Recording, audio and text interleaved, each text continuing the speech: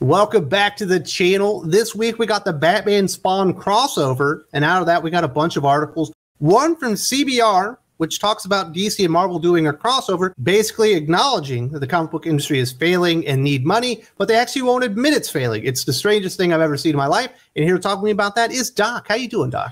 I neither confirm nor deny that I am good, the same way that the comic industry will neither confirm nor deny that it is failing. It's crazy. They won't even release sales data anymore, Doc. I don't think this is a coincidence with everything that's happening with DC Comics and their sales just going in the tank outside of everything with Batman. And all of a sudden, ICV2.com refuses to even acknowledge comic book sales anymore. We've all been wondering whether or not the Batman Index would ever go away and something else would replace it. Well, apparently the answer is the Batman Index will go away, but what will replace it is the Nothing Index. They just don't tell us anything anymore. Yeah, it's crazy. Every once in a while, they'll tout like these enormous sales. But even when they were doing that, and we did have some indication what the sales were, they never really quite lined up. It always felt that they were kind of lying about things. So rather than lying, I guess they just decided to silence the people that were reporting the truth. And now we can't even get that. But at least CBR is halfway willing to admit the comic book industry is in trouble. They say, in a time when comics are perpetually having the best year ever and reeling in their death throes, one would think combining forces would be the mark of celebration. If comics are in trouble financially, joining forces would, as it has historically, garner significant media attention as well as record sales. And if comics are doing great, reaching across the aisle and mutually producing art could be viewed as a gesture of collaboration. What's at the core of what we're talking about? Money. And it's the chief reason for or against proposing a DC Marvel crossover. They're broke. They can't pay anybody. We've been saying for a while. I think we talked about this 2-3 years ago. Gail Simone even made the recommendation. Now is the time to do this because everything's great. No, now's the time to do it because it's a fucking Hail Mary. This industry is screwed.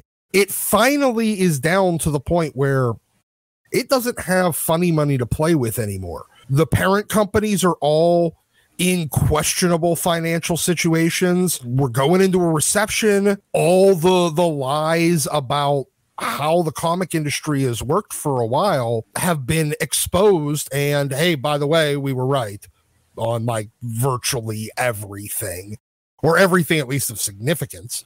They no longer have the luxury to be essentially what was a vanity publishing industry. When you've screwed around and wasted the clock and wasted all the time and had no yardage in your game, you realize, oh shit, there's only 8 seconds left before David Zaslav or whoever the hell is running Disney these days, this week, comes and starts actually looking in your door. You realize, oh shit, it's time to throw a Hail Mary. And this is what it is. But you're also not admitting that you ran out the clock. It's kind of weird. It feels like they're ignoring a lot of stuff. We know it's not just like Action Labs that aren't paying people right now. DC Comics and Marvel Comics are both becoming notorious for not making their payments to creators on time. That stuff doesn't happen when you have great finances going on. Yet they go out of their way not to even try to acknowledge any of that stuff, even though it's slapping them right in their face, and it's a plague on the industry right now. Absolutely. This is the most legalese bullshit. I neither confirm nor deny that we are absolutely fucked that I have ever seen. And they're letting their comics industry mouthpieces, shills, however you want to describe them, the stenographers for the industry, they're letting them take the brunt of it, actually make the announcements, so that later they can come in and go, well, we're actually fine, but because all you people really, really, really wanted it so much and you got behind it, yeah, I guess we will throw this Hail Mary.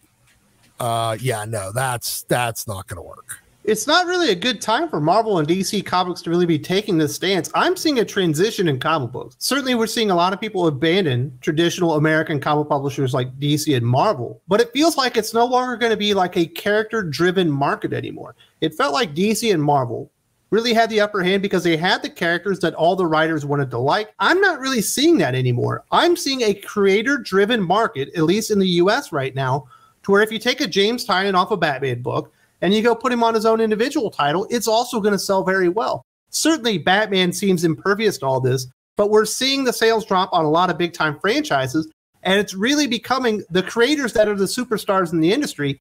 And certainly Batman, Superman, X-Men, Spider-Man do have cachet with readers.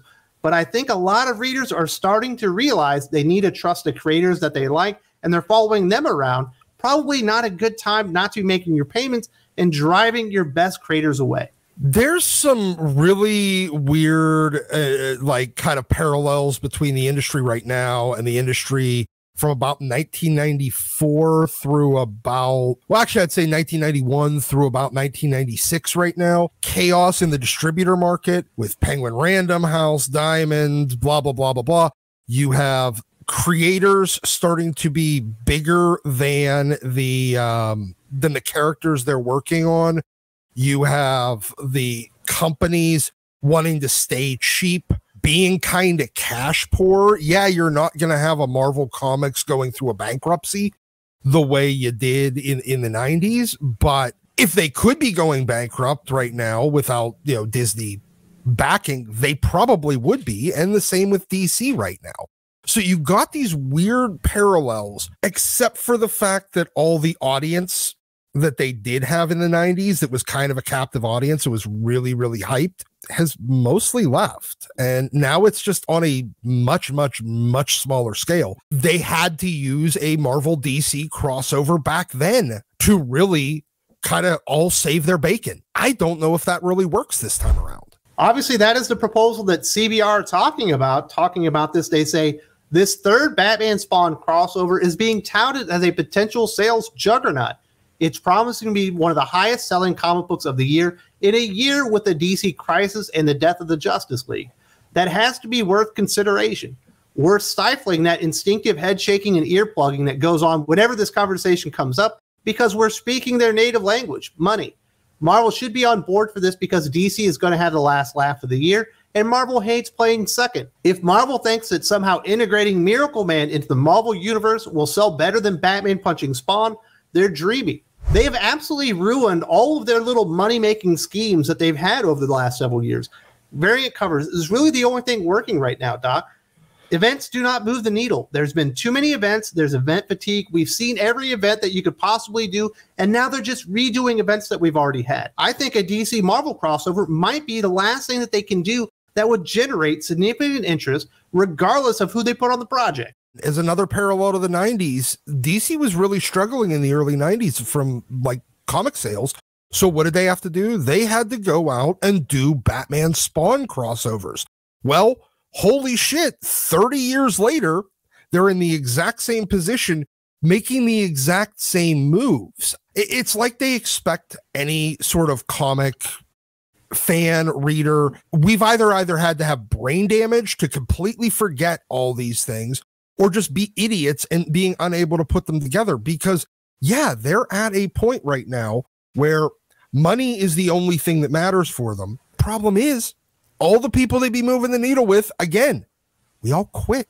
We all went away. You're literally trying to talk about bringing lapsed readers back with this, but you're not going to do it by advertising in comic shops and in comic books when the people that you need to sell to aren't going into comic shops or buying comics.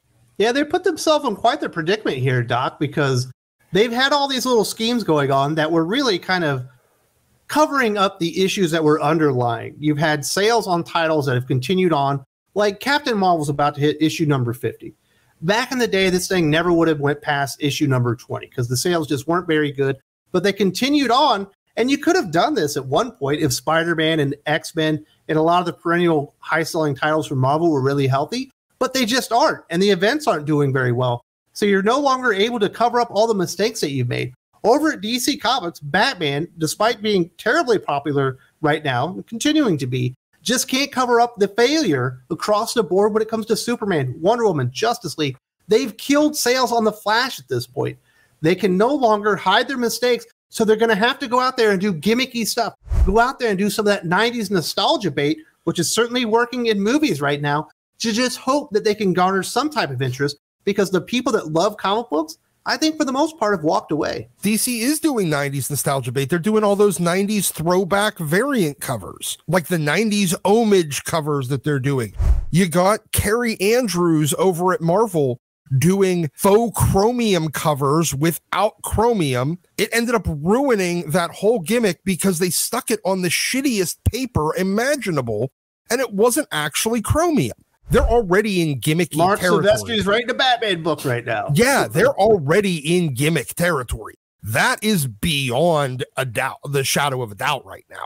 So now it's just a question of how gimmicky do they go, and do those gimmicks actually work on the audience that the meager audience that they have cultivated to replace the audience that it would have worked on that already left. The shills are starting to admit that there is a problem. That's the first step, is to admit you have a problem. Marvel and DC clearly know that they have a problem, but the rest of the comic book industry, the media themselves, are starting to acknowledge that things are not looking good. Even if they don't want to admit it, they're at least acknowledging things do not look good in comic books right now, and they need to do desperate things. Absolutely. I mean, I think we've all learned over the last couple of years that we are woefully deficient in conspiracy theories anymore because all of ours have come true. So we're no longer conspiracy theorists. We're now just issuing spoiler alerts. As I mentioned earlier in the video, DC, Marvel, their numbers are no longer coming out. We are no longer getting rankings for comic book sales in the industry right now. You want to know why? Because I made videos like this, breaking down the scariest sales data number I've ever seen in my life. You have to see this to believe it. DC and Marvel are far more screwed than you can possibly imagine. If you can't see the video here, there's also a link in the video description.